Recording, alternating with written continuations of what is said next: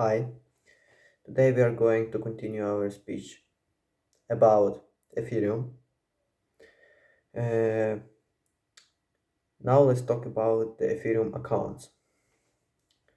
There are two types of accounts on Ethereum: user accounts, also known as extremely owned accounts, and contracts. Both types have an S balance, may send S to any account, may call any public function of a contract or create a new contract, and are identified on the blockchain and in the slate by an account address. User accounts are the only type of accounts that may create transaction for a transaction to be valid. It must be signed using the sending account private key, the 64 character hexadecimal string from which the account's address is uh, derived. The algorithm used to produce the signature is ESDSA. Importantly, this algorithm allows one to derive the signer's address from the signature without knowing the private key. Contracts are the only type of account that has associated code, a set of functions and variable declarations and contract storage. The values of the variables at any given time. A contract function may take arguments and may have return values. In addition to control flow statements, the body of a function may include instructions to send as read from and write to the contract storage, create temporary storage memory that vanishes at the end of the function, perform arithmetic and hashing operations, call the contracts, own functions call public functions of other contracts, create new contracts and query information about the current transaction of the blockchain. Addresses. Ethereum addresses are composed of the prefix 0x, a common identifier for a hexadecimal. Uh, concatenated with the rightmost 20 bytes of the KICAC 256 hash of the ECDSA public key. The curve used is the so-called CP 256K1. In hexadecimal, two digits represent a byte, and so addresses contain 40 hexadecimal digits.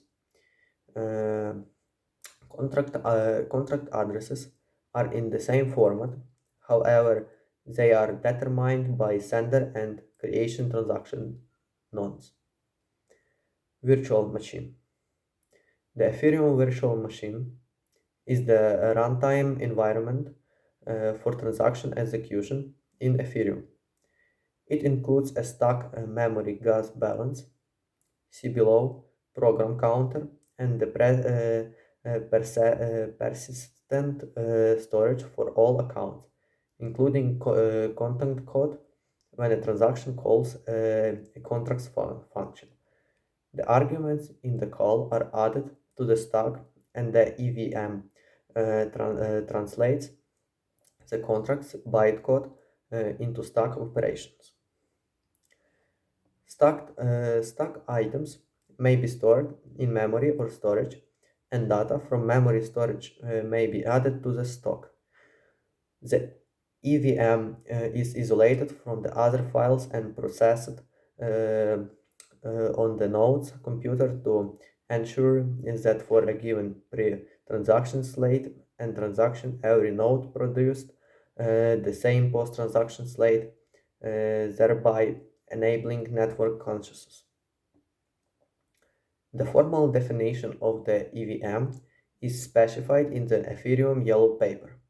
EVMs have been implemented in C++, C Sharp, Go, Haskell, Java, JavaScript, Python, Ruby, Elixir, Erlang, and soon WebAssembly. Now let's talk about gas. Gas is a unit of account within the EVM used in the calculation of transaction fee, which is the most of Ethereum a transaction sender must pay to the miner who includes the transaction in the blockchain.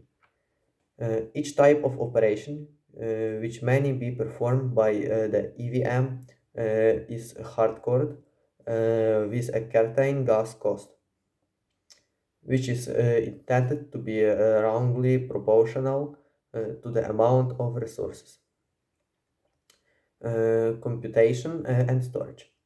A node must expand to perform that operation.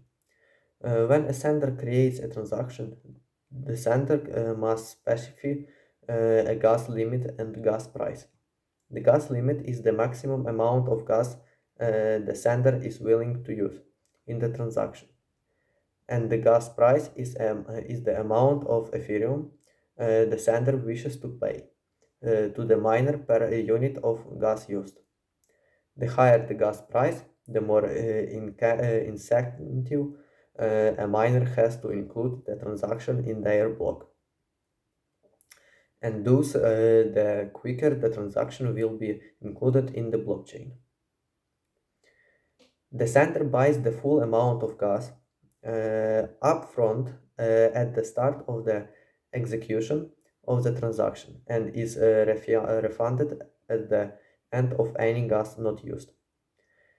If at any point the transaction does not have enough gas to perform the next operation, the transaction is reverted, but the sender still pays for the gas used. Gas prices are typically denominated in GUI, a subunit of Ethereum equal to 10 minus 9 Ethereum. This fee mechanism is designed to mitigate transaction spam, prevent initial loops during contract execution, and provide for a market-based allocation of network resources. Governance. In October 2015, a development government was proposed as the Ethereum improvement proposal, standardized in EIP1. The core development group and community were to gain consensus by a process regulated EIP. Difficulty bomb.